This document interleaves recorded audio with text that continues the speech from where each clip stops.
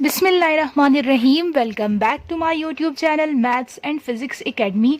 Class 12 chapter number 12 का एक और इम्पॉर्टेंट टॉपिक स्टडी करने जा रहे हैं जिसका नाम है थर्मिस्टर। वीडियो स्टार्ट करने से पहले मेरी आपसे रिक्वेस्ट है कि चैनल को मैं सब्सक्राइब करें, बेल आइकन को प्रेस करें ताकि मेरी हर नई आने वाली वीडियो आप तक सबसे पहले पहुंच सके। तो चलिए स्टार्ट करते हैं आज का लेक्चर थर्मिस्टर। देखिए स्टूडेंट्स, आपको मैंने लास्ट लेक्चर में भी बताया था कि हमारे पास टू टाइप्स ऑफ रेजिस्टर्स होते हैं, ठीक है। एक आपके पास होता है फिक्स्ड रेजिस्टर एंड एक आपके पास होता है वेरिएबल रेजिस्टर। फिक्स्ड रेजिस्टर वो रेजिस्टर होते हैं जिनके रेजिस्टेंस की वैल्यू फिक्स्ड होती है, यानी कि टाइम के साथ साथ उनके रेजिस्टेंस की वैल्यू में किसी भी किस्म का कोई चेंज नहीं आता। जबकि वेरिएबल रेजिस्टर वो रेजिस्टेंस होती है जिनके रेजिस्टेंस की वैल्यू टाइम के साथ साथ चेंज हो रही होती है। ऐसे टाइप ऑफ रेजिस्टर्स को हम वेरिएबल रेजिस्टर कहते हैं। थर्मिस्टर भी आपके पास एक thermistor is also a type of variable resistor, ठीक है। अगर ये वेरिएबल रेजिस्टर की टाइप है तो इसका मतलब ये है कि इसकी रेजिस्टेंस की वैल्यू टाइम के साथ साथ चेंज होगी। अब इसकी वैल्यू का चेंज होना किस पे डिपेंड करता है, इस चीज को आप समझें। पहली बात कि thermistor is a type of variable resistor.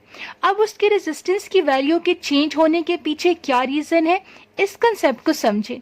Thermistor का वर्ड दो लफ्जों से मिलकर बना है, एक है थर्म और एक है मिस्टर। ये जो थर्म का वर्ड है it means temperature and mister means resistors, यानी कि ऐसे रेजिस्टर जिनके रेजिस्टेंस की वैल्यू टेम्परेचर में चेंज होने की वजह से चेंज हो, ऐसे टाइप ऑफ रेजिस्टर को हम थर्मिस्टर कहते हैं। यानी कि इनके रेजिस्टेंस की चेंज होने की वजह चेंज इन टेम्परेचर है। चेंज इन टेम्परेचर की वजह से इनके रेजिस्टेंस की वैल्यू या तो इंक्रीज होती है या तो डिक्रीज होती है। ऐसे टाइप ऑफ रेजिस्टर को हम थर्मिस्टर कहते हैं।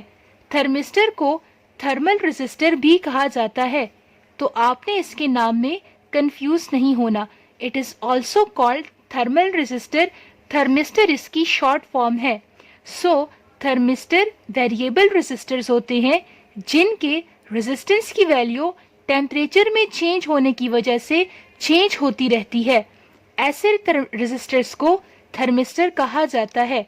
अब इसको समझते हैं थ्योरी से।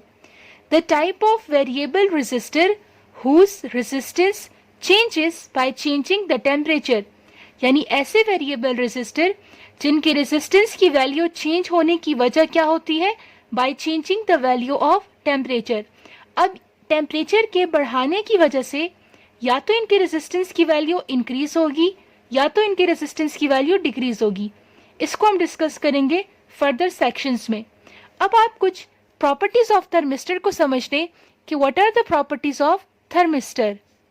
First one is resistance of thermistor changes rapidly with change in temperature, यानी कि जैसे जैसे आप टेम्परेचर की वैल्यू चेंज करेंगे उसके साथ ही रेजिस्टेंस ऑफ थर्मिस्टर भी चेंज होता जाएगा। यहाँ वर्ड इस्तेमाल हुआ है रैपिडली। इट मीन्स कि तेजी से रेजिस्टेंस की वैल्यू चेंज होगी जैसे जैसे आप टेम्परेचर की वैल्यू को चेंज करेंगे।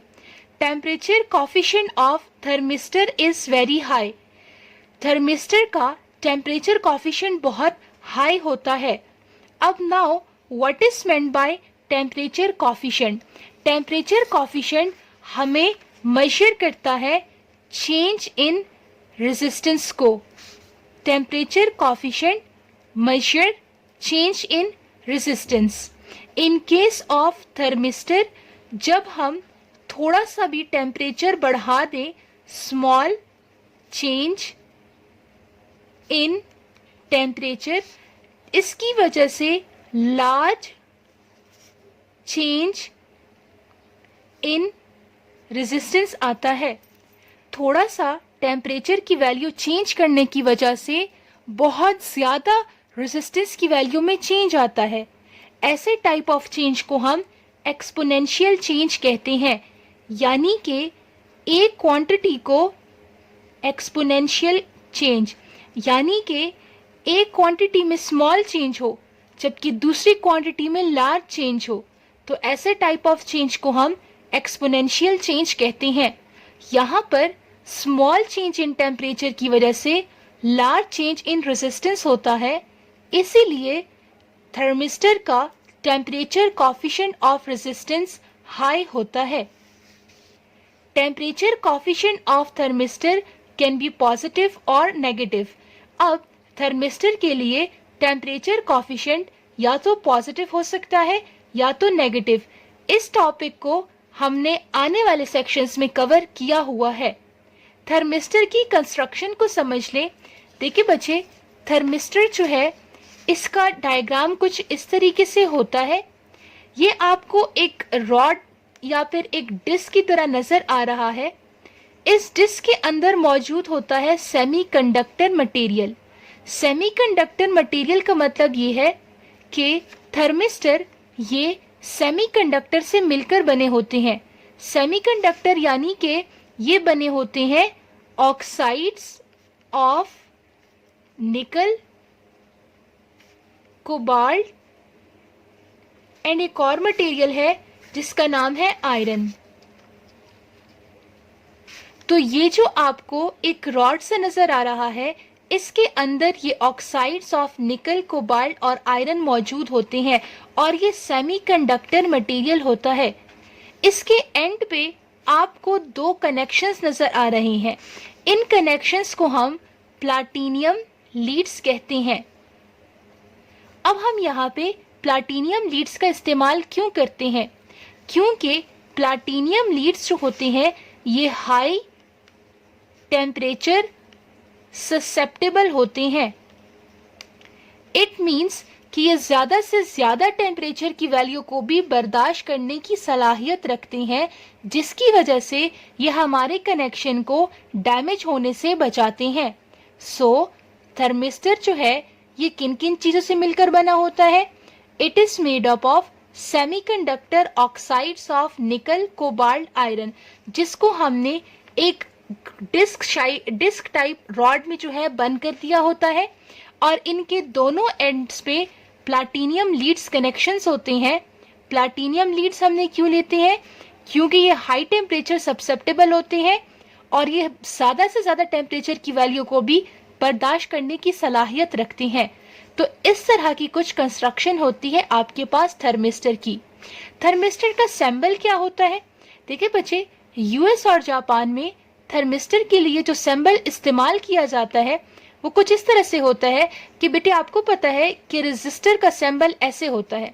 तो पहले हमने वही सिंबल ड्रॉ किया और इसके ऊपर एक एरो हेड बना दिया जाता है और इधर टी से हम इसको रिप्रेजेंट कर देते हैं। ये जो सिंबल है it is mostly acceptable in US and Japan, जबकि बाकी वर्ल्ड में जो थर्मिस्टर के लिए सिंबल इस्तेमाल किया जाता है इस तरह एक बॉक्स की शेप होती है।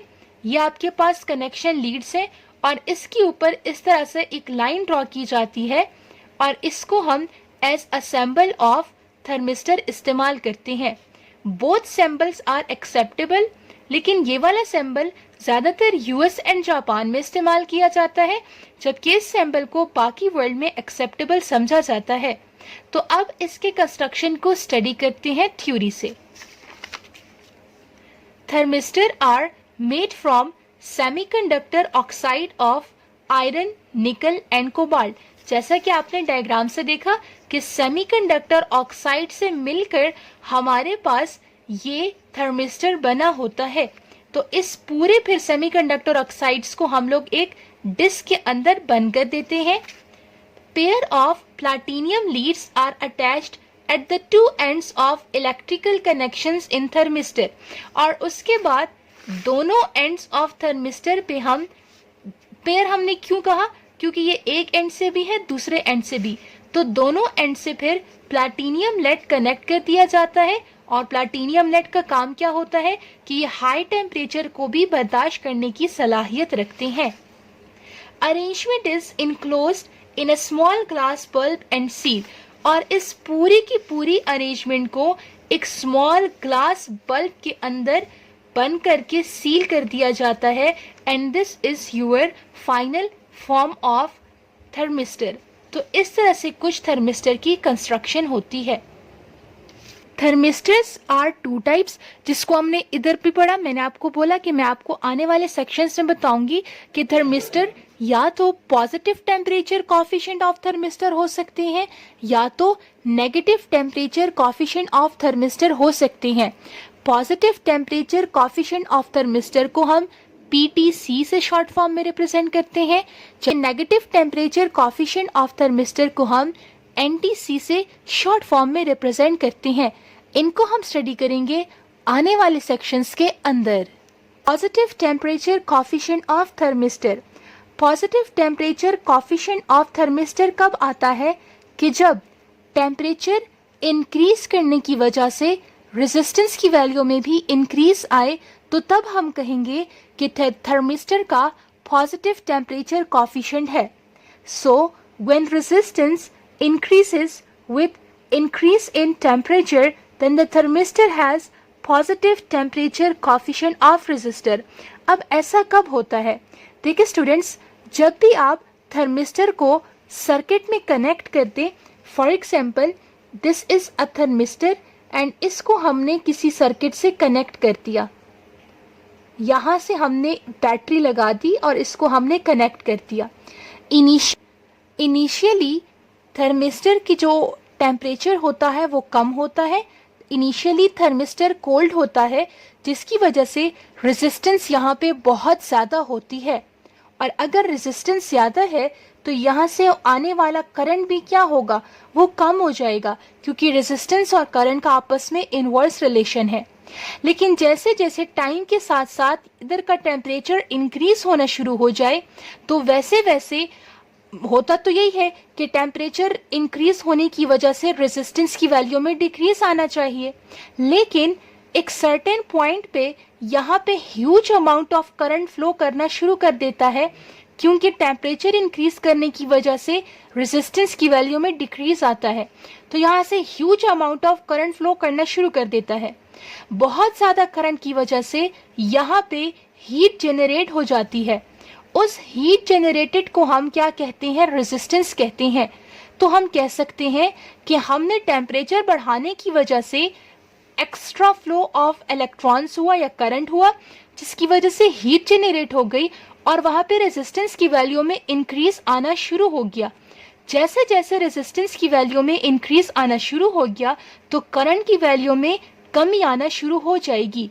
तो तब फिर वहाँ पे आपके पास positive temperature coefficient of resistance आता है कि जब रेजिस्टेंस इंक्रीज हो with increase in the value of temperature. Second type आपके पास है negative temperature coefficient of thermistor. बेटे negative temperature coefficient of thermistor में क्या होता है कि टेम्परेचर में इंक्रीज होने की वजह से रेजिस्टेंस की वैल्यू में डिक्रीज आता है। ऐसे टाइप ऑफ थर्मिस्टर के लिए हम कहते हैं कि इनका negative temperature coefficient of thermistor है। जैसे कि आपने इस डायग्राम से भी देखा कि इनिशियली थर्मिस्टर आपके पास कोल्ड होता है, इसलिए उसकी रेजिस्टेंस आपके पास क्या होती है, ज़्यादा होती है और यहाँ से कम करंट फ्लो करता है। लेकिन टाइम के साथ साथ यहाँ का टेम्परेचर इंक्रीज होना शुरू हो जाता है और टेम्परेचर इंक्रीज होने की वजह से रेजिस्टेंस की वैल्यू में डिक्रीज आ जाता है और फिर यहाँ से ज़्यादा फ्लो ऑफ करंट फ्लो करना शुरू कर देता है। तो इस केस में आपके पास negative temperature coefficient of resistance आता है थर्मिस्टर के लिए। कुछ बेसिक्स एप्लीकेशंस हैं थर्मिस्टर की, जिसको हम स्टडी करेंगे आने वाले सेक्शंस के अंदर। Number 1 is a thermistor with negative temperature coefficient may be used to safeguard against current surges in a circuit where this could be harmful। इस स्टेटमेंट का मतलब ये है कि हम ऐसे थर्मिस्टर जिनका नेगेटिव टेम्परेचर कॉफिशिएंट होता है, और नेगेटिव टेम्परेचर कॉफिशिएंट में क्या होता है कि टेम्परेचर इंक्रीज करने की वजह से रेजिस्टेंस की वैल्यू में डिक्रीज आता है। तो थर्मिस्टर जिनका नेगेटिव टेम्परेचर कॉफिशिएंट है, ऐसे थर्मिस्टर को हम लोग सर्किट में सेफ्टी पर्पस के लिए इस्तेमाल कर सकते हैं। कैसे इस्तेमाल कर सकते हैं? फॉर एग्जाम्पल, ये आपके पास एक रेडियो वॉल्व सर्किट है।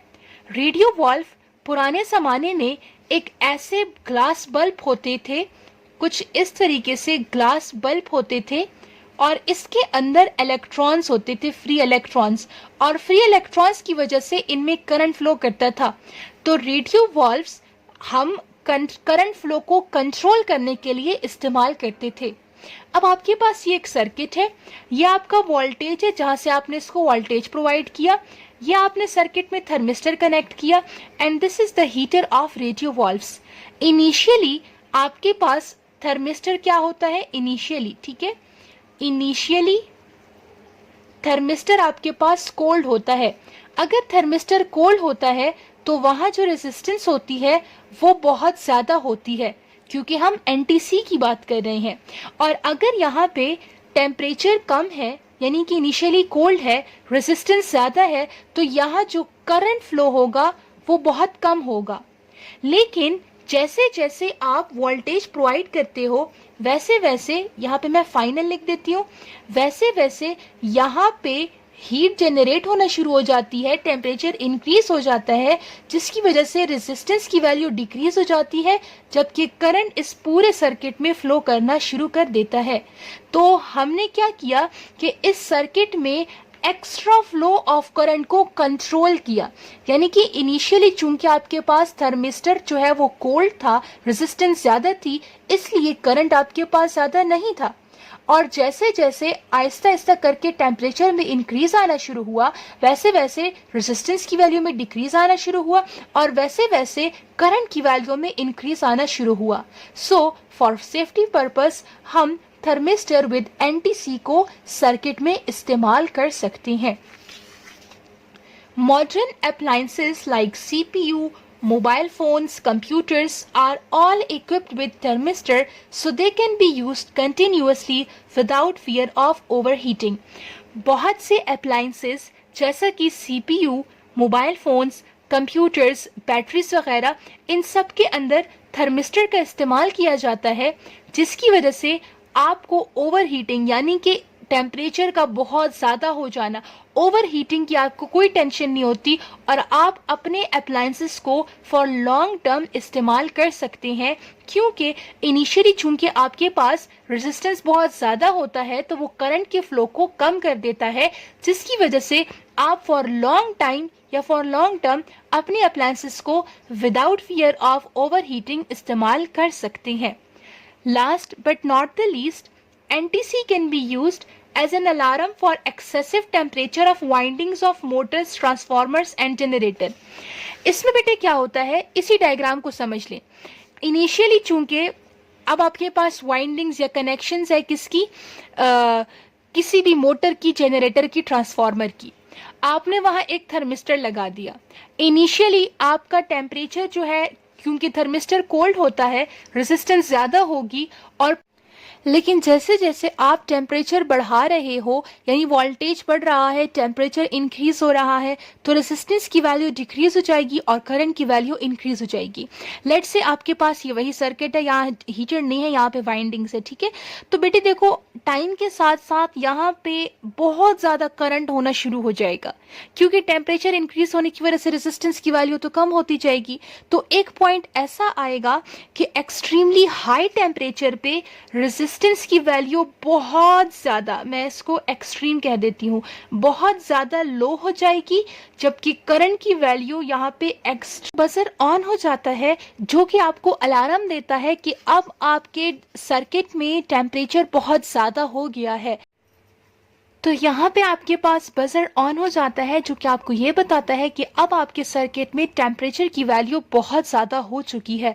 तो हम इन थर्मिस्टर को एज एन अलार्म भी इस्तेमाल कर सकते हैं। All about today's lecture thermistor. किसी भी कंफ्यूजन के लिए आप कमेंट सेक्शन में पूछ सकते हैं। चैनल को सब्सक्राइब करें, बेल आइकन को प्रेस करें। मिलेंगे आपसे नए लेक्चर में नए एग्जाम नोट्स के साथ। तब तक के लिए अपना बहुत सारा ख्याल रखें। अल्लाह हाफिज।